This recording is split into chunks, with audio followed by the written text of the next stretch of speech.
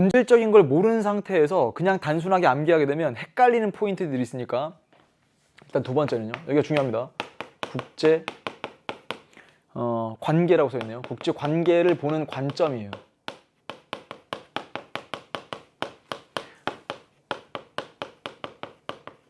항상 사회 공부할 때 있죠.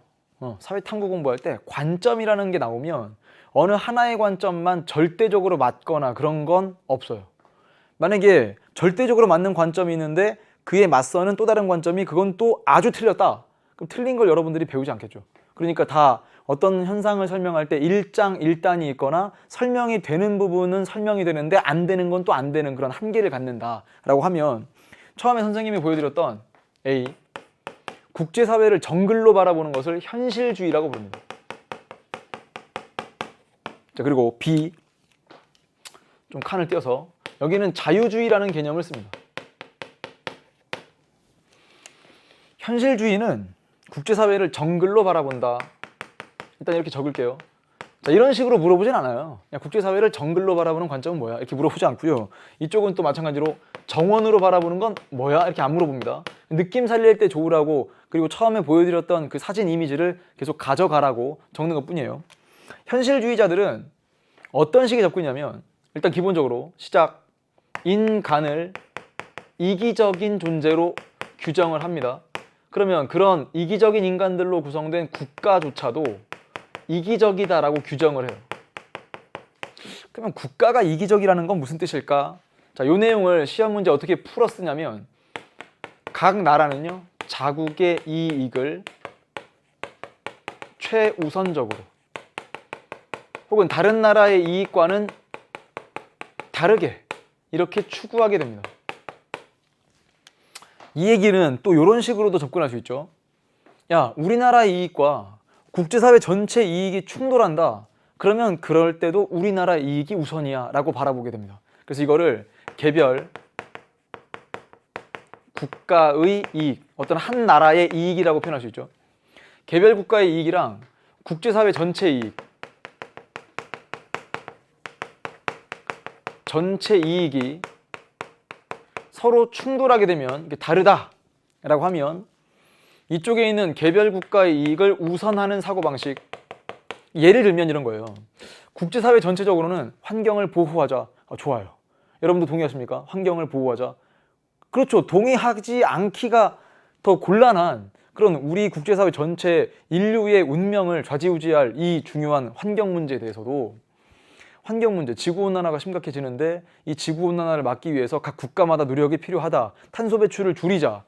좋아요. 좋은데 탄소 배출을 줄이려면 예를 들어 우리나라의 자동차 산업이 좀 곤란해질 거고, 자동차 산업이 큰 타격을 받게 되면 우리나라 국민들의 어떤 소득 수준도 떨어지고 일자리도 감소하고 우리나라 자동차가 해외에 가서 비싸진 것 때문에 안 팔리고 그러다 보니까 큰 타격을 받을 것 같다. 그러면 국제사회 전체의 환경보호라는 가치보다 야, 그래도 우리가 우선하냐 해서 어떤 기후변화 협약에 가입했던 걸 탈퇴해버릴 수도 있습니다. 그런 식의 이 현실적인 모습들을 바라보는 것. 야, 비록 환경 보호한다는 건 좋은데 그런 환경 보호라는 가치에 각 국가들끼리 모여서 서로 약속한 기후변화 협약, 뭐 다른 명칭으로 부르는 여러 가지 협정들도 있는데요. 거기서 탈퇴하는 그 나라를 설명할 때는 당연히 현실주의가 훨씬 더 설명이 잘 됩니다. 그래서 이쪽은 아예 국제사회를 이렇게 정리하면 어떻게도 표현하냐면 홉스식 자연상태.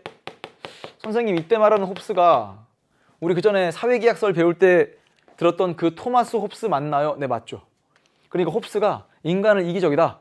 그래서 자연상태가 인간들, 그런 이기적인 인간들로 구성된 자연상태를 자신의 어떤 생존권마저 보장하지 못하는 그런 위협과 공포와 만인에 대한 투쟁 상태로 인식했던 것처럼 홉스식으로 이 세상을 바라보게 되면 만국, 모든 나라가 모든 나라를 상대로 싸우고 있는 모습처럼 보이거든요. 그래서 이런 선택지가 만들어지는 거예요.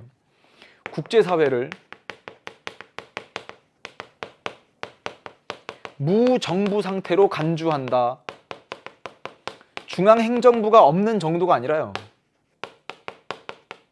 대립, 갈등, 이런 상태로 규정을 짓고 모든 것을 권력, 힘의 논리로 설명하려 합니다. 그러니까 힘의 논리가 아까 처음에 보여드렸던 것처럼 약육강식의 논리랄까? 그러면 이런 약육강식의 논리인 정글로서 보이는 국제사회에서 살아남기 위해서는 당연히 자기의 힘을 키우거나, 왜? 다른 나라를 자기네가 뭔가를 걸 덜어서 다른 나라를 보장해주는 그런 상황은 이 국제사회에서 존재하지 않을 것이다. 기본적으로는 그렇다는 얘기입니다. 그렇게 되면 자기 나라의 힘을 키우거나 아니면 힘센 쪽에 이렇게 붙거나, 근데 자기가 붙어있던 그 힘센 쪽이 힘이 약해진다? 그럼 또 힘센 쪽에 또 쫓아가서 또 붙거나, 이런 전략이 필요하거든요. 그래서 평화를 달성할 수 있으려면 이게 영원한 평화는 사실상 불가능할 거고요. 이런 현실주의에서 바라볼 때 전쟁이라고 하는 걸 막아낼 수 있는, 전쟁을 이제 억누를 수 있는 그런 방법들을 제시해 봐라 라고 하면 그때 세력 균형 전략을 강조합니다. 이거 아셔야 돼요. 세력 균형 전략 혹은 군사 동맹 전략을 제시합니다. 자, 무슨 말이냐면 전쟁도 이렇게 설명해요. 전쟁이 터지는 이유는, 현실주의에서 전쟁 터지는 이유는 간단해요. 어떤 나라가 있는데 갑이란 나라가 있고 옆에 을이란 나라가 있어요. 을이란 나라가 자원이 많아요. 근데 힘이 상당히 약해요. 군사력이 약한데 옆에 있는 갑이라는 나라는 자원은 그거보다 적지만 군사력이 강합니다. 그럼 그때 갑국은 그냥 을국을 침략해서 그 나라를 이제 자기 나라로 이제 편입시키고, 즉 그 나라를 쉽게 말하면 그냥 그 나라를 먹는 거죠, 사실상. 그래서 그 당시에 그 나라의 주권을 빼앗고 거기다가 자원까지 빼앗는 그런 모습도 하나의 넓게 보면 그 나라의 이익을 위해서 그 나라가 선택한 것일 뿐이거든요. 그러면 그 전쟁을 벌인 나라한테 전쟁 벌인 나라가 나쁜 나라냐, 무슨 뭐 부정의한 나라냐, 이렇게 도덕적으로 평가할 수 있는 필요가 없다라고 주장하는 게 바로 이쪽 현실주의가 됩니다. 그러면 그런 전쟁이 터진 이유를 분석해 보니까 힘센 나라가 힘 약한 나라를 그냥 침탈하는 구조거든요. 그럼 그런 전쟁을 막으려고 했다면 힘 약한 나라가 자기 힘을 키워서 힘센 나라만큼 힘을 가졌다면 힘센 나라가 힘 약한 나라를 칠 수가 없었단 말이에요. 왜요? 힘을 비등비등하게 갖고 있으면 그 자체로 전쟁을 막는 효과가 발생하거든요. 자, 그때 군사동맹이라고 하는 건 어떻게 설명하는 거냐면, 이제 조금 어려워지기 시작하는데 이건 다음 강까지 이어나가야 돼요. 예를 들면 2차 세계대전이 끝난 이후에 1950년대부터 냉전기가 형성되는데요. 냉전체제, 이건 다음 강을 들으면 확실히 이해가 된다고 얘기했어요. 냉전체제라고 하면 이때는 이념 간의 대립이었어요. 이념 간 대립, 이데올로기.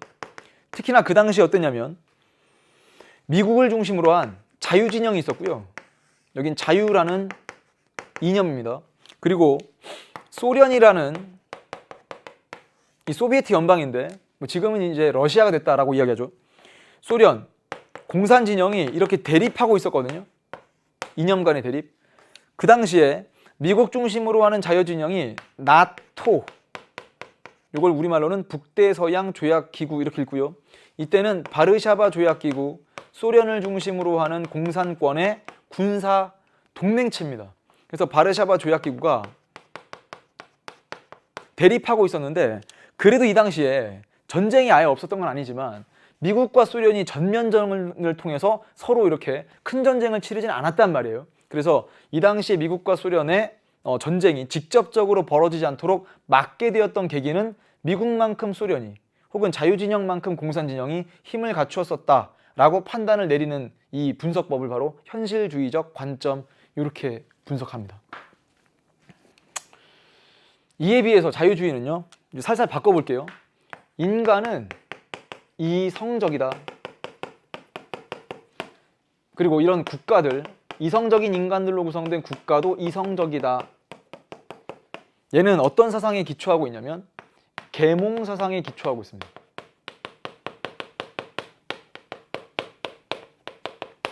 여기는 이성적이라는 말은 어떤 뜻이냐면 뭐 착하다, 선하다 라는 말로도 뭐 번역하는 경우도 있는데, 이 이성적이라고 하는 건 평화를 추구한다, 평화지향적이다, 이렇게 바꿔볼게요. 그래서 기본값이 여기는 평화예요. 이쪽은요, 기본값이 홉스식 자연상태니까 전쟁 상태거든요. 뭐 투쟁, 대립, 혼란, 갈등, 위협, 공포 이런 말로 수식이 되는데 이쪽은요 기본적으로 국가들은 평화를 지향하고 평화를 추구한다. 그러니까 국제사회가 어떻게 보이냐면 협력, 좀 아름다운 말들로 수식됩니다. 공존, 뭐 조화, 뭐 혹은 상호 의존 이런 말로 쓰거든요. 그러니까 국제사회 돌아갈 때 보면 비록 자기 나라에는 이익이 안 되는데도 불구하고 다른 나라의 이익을 위해서 양보하는 경우도 볼 수 있어요. 혹은 전 세계의 이익을 위해서 자기 국가의 어떤 이익을 포기하는 경우도 심심치 않게 확인할 수 있거든요. 그렇죠. 그런 확인되는 모습들을 보니까 이렇게 자유주의적으로 해석할 수 있구나라는 건데 이 자유주의 할 때 이 자유는 말 그대로 어떤 뜻으로 이해했으면 좋겠냐면 선생님 저희 반에 30명이 있거든요. 30명 모두가 자유롭고 평등합니다. 이거 무슨 뜻일까요?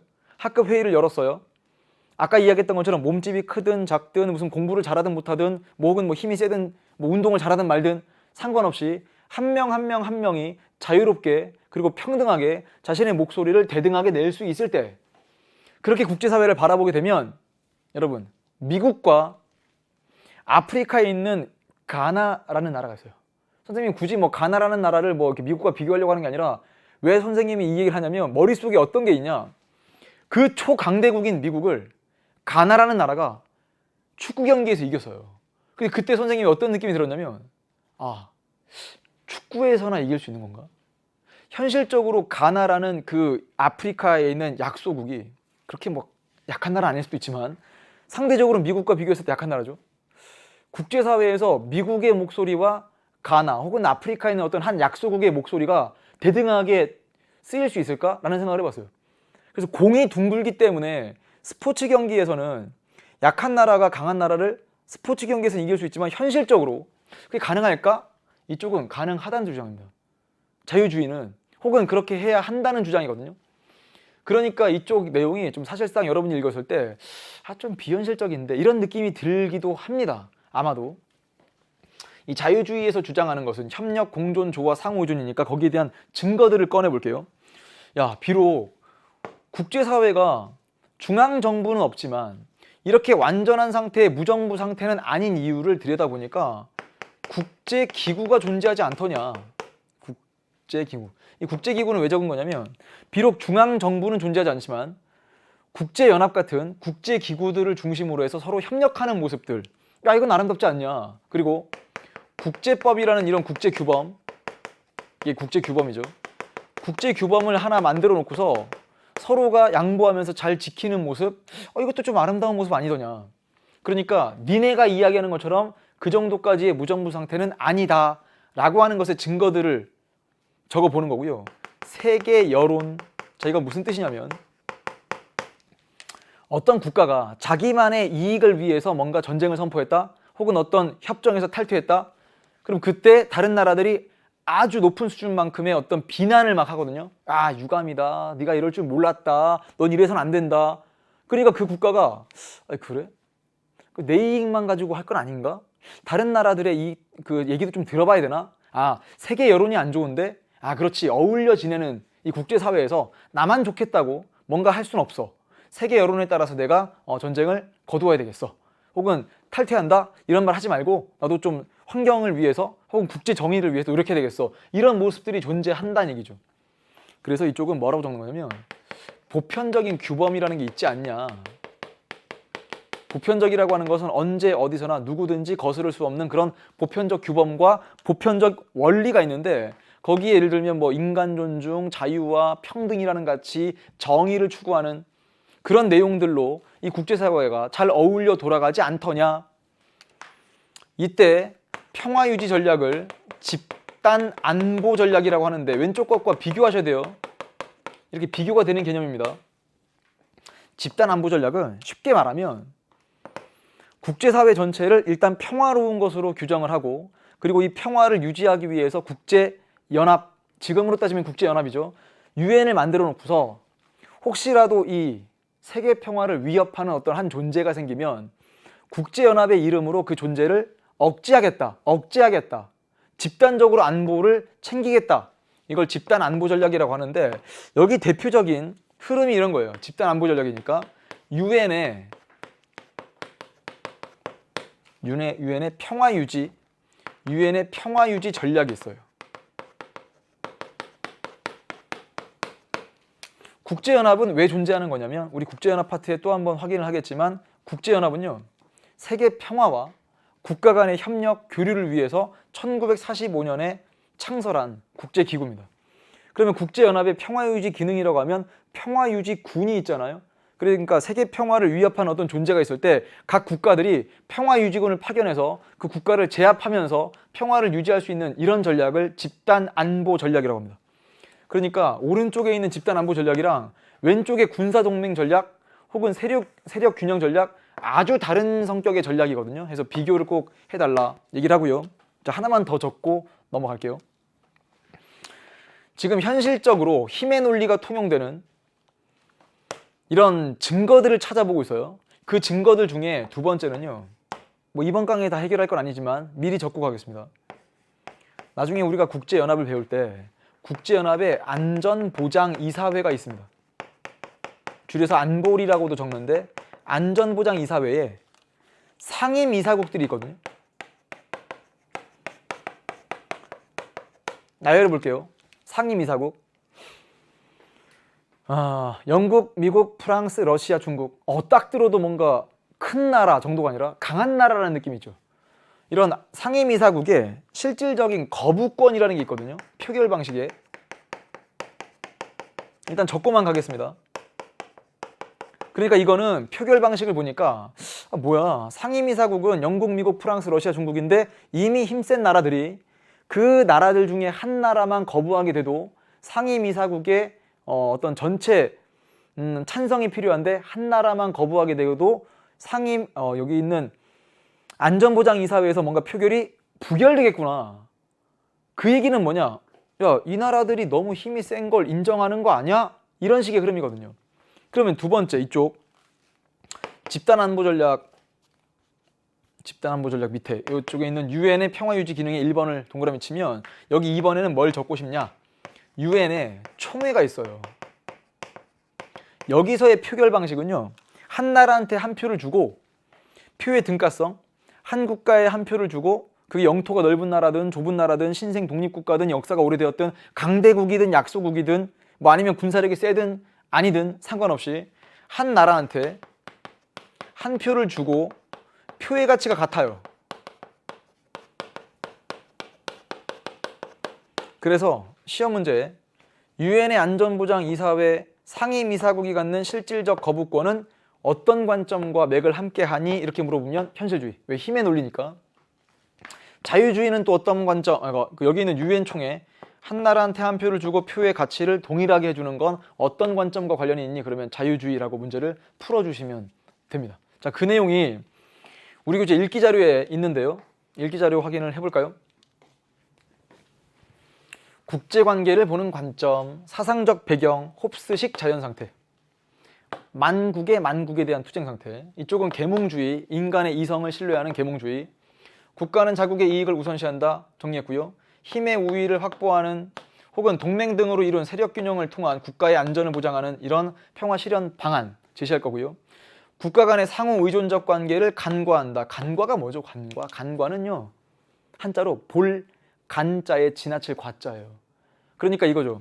아니, 국가들끼리 잘 협력하면서 서로 의존적으로 잘 어울려 지내는 걸 이쪽에선 그렇게 제대로 보고 싶어 하지 않고요. 잘 설명이 안 됩니다. 그게 바로 현실주의니까. 복잡한 국제관계를 정치적 관점, 이게 권력, 힘의 논리에서 지나치게 단순화해서 설명한다는 비판, 한계이자 비판이 됩니다. 이렇게 정리하시고 이쪽은요. 국가는 이성적 판단이 가능하고 국제법과 국제기구 등등의 국제규범 중요성을 강조하고요. 집단안전보장 체제를 통한 국제평화를 보장하는 전략을 제시합니다. 자국의 이익을 우선시하고 힘의 논리가 지배하는 현실을 간과한다고 비판받죠. 그러니까 이렇게 뒤집어서 정리하면 되죠. 이런 걸 강조하는 게 현실주의고요. 이런 걸 강조하는 게 자유주의가 되니까 현실주의에서는 이걸 간과한다는 비판, 자유주의에서는 저걸 간과한다는 비판까지 정리하시면 156쪽 됐고 157페이지에 가서 자료 탐구가 나와요. 국제관계를 바라보는 관점, 현실주의적 관점과 자유주의적 관점. 자, 문장으로 써있죠. 아까 우리가 봤던 156페이지는 도표로 그려져 있는 거고요. 이쪽은 문장이니까. 현실주의는 인간의 본성을 이기적이라고 보고 자국의 국가 이익을 극대화하려는 국가들 사이의 권력투쟁, 힘의 논리, 국제관계에서 나타난다고 본다. 현실주의는 인간은 이기적이고 국가 간에는 이익의 조화가 없으며 갈등, 무정부 상태, 다 우리가 봤던 표현들이 들어가 있습니다. 국제관계 안정을 위해서는 전쟁은 필연적이기 때문에 국가는 힘을 길러 자신을 지키고 자국의 이익을 추구하여야 한다고 본다. 반면 자유주의는 현실주의에 비해 국가 간 협력과 평화의 가능성을 제시한다. 그러네요. 자유주의는 국가가 안보를 추구하고 서로 경쟁하는 존재라기보다는 국민의 복지를 추구하고 서로 협력하는 존재들이다. 귀염둥이다. 이런 느낌이죠. 국제체제에서 정치력뿐 아니라 경제력과 기술력이 국가 간 정치적 상호 의존을 촉진한다고 주장한다. 이걸 해석하고 있는 분석 자료를 보시면 현실주의적 관점은 국제사회에서 개별 국가가 자국의 이익을 최우선시한다고 전제하고 따라서 각국은 국익과 안보를 위해 국제사회에서 힘의 우위를 확보하거나 적어도 동맹 등을 통해 위협 세력과 힘의 균형을 유지해야 한다고 본다. 그러니까 키워드들이 막 나와요. 군사동맹 혹은 세력, 균형, 전략이라고 부르죠. 이와 달리 자유주의적 관점은 쭉 한번 읽어보시면 국제기구, 국제평화 유지, 국제사회 공동의 이익 이런 얘기가 나옵니다. 이 내용 가지고 풀 수 있는 문제가 일단 기본 문제 1번 이건 워낙 쉬운 문제이기 때문에 한번 쭉 보는데 이거 무슨 뜻이냐? 파리 기후변화 협약은 2020년에 만료되는 교토의정서. 이게 환경 문제에서 특히나 이 지구온난화 문제를 해결하기 위한 것으로서 원래 교토의정서가 1997년에 이렇게 각 국가들끼리 협력했던 모습인데요. 이걸 대체하는 파리 기후변화 협약. 그냥 핵심은 이겁니다. 지구온난화를 어떻게 좀 우리가 극복해 볼까? 그런데 쭉 읽다 보니까 그러네. 산업혁명 이전보다 2도씨 이상 상승하지 않도록 온실가스 배출량을 단계적으로 감축하는 내용을 담고 있다. 환경, 이 환경이라는 가치를 보장하기 위해서 국가들끼리 협력하고 있는 모습이거든요. 그럼 답은 그냥 2번이에요. 국제사회는 공동문제 해결을 위해 환경보호라고 바꿔도 되죠. 상호 협조하고 있다. 이렇게 읽으시면 되고요. 그 다음 바로 2번 문제까지 풀고 끝낼 건데요. 국제관계를 바라보는 관점. 국제사회는 오로지 권력과 같은 힘에 의해 주도된다. 현실주의입니다. 국제사회는 보편적인 선이나 국제규범에 의해 지배되고 있다. 국제적으로 발생하는 다양한 문제들에 대응하기 위해 국가 간의 협력이 이루어진다. 이게 자유주의죠. 그 필기된 내용 딱 기준으로 여러분 탁 풀어볼래요? 이성적이고 도덕적인 존재로 본다. 자유주의. 국제기구를 통해 각국이 평화를 달성할 수 있다고 본다. 자유주의. 홉스식 자연 상태를 통해 국제사회를 설명하려고 한다. 현실주의. 네 번째, 국가 간 상호 의존적 관계를 간과한다는 비판을 받는 건 현실주의죠. 세력균형 전략 현실주의, 집단안보 전략 자유주의. 정답 5번 이렇게 나오죠. 그래서 이 설명을 하기 위해서 계속 처음에 이미지도 보여드리고 판서도 하고 했던 거니까요. 복습을 철저하게 하시고 이번 강의 완강 코드는 방금 문제풀이로도 소개했던 바로 이 내용입니다. 보여주세요. 띠링. 국제관계를 보는 관점입니다. 아마 판서된 내용만 잘 정리를 할 수 있어도 여러분의 실력은 기출문제, 평가원이 낸 기출문제까지를 포함하여 다 풀 수 있지 않을까 싶은데 핵심은 평화 유지 전략 중에서 이게 세력균형이냐 군사동맹이냐 이 말과 집단안보 전략을 가려내는 거거든요. 그러기 위해서 계속 이론적인 기초를 다져나갔고 사례들을 들었던 건데 이제 그 사례 들었던 것 중에 북대서양 조약기구라든지 아니면 바르샤바 조약기구라든지 이런 내용들은 바로 다음 강에 또 이어서 정리를 할 겁니다. 냉전기와 더불어서. 자, 완강 코드 확실하게 정리해 주시고요. 다음 강에서 우리 국제정치의 흐름, 국제정치사 정리해 볼까 합니다. 긴 시간 고생 많았고 다음 강에서 또 웃는 얼굴로 찾아뵙겠습니다. 안녕!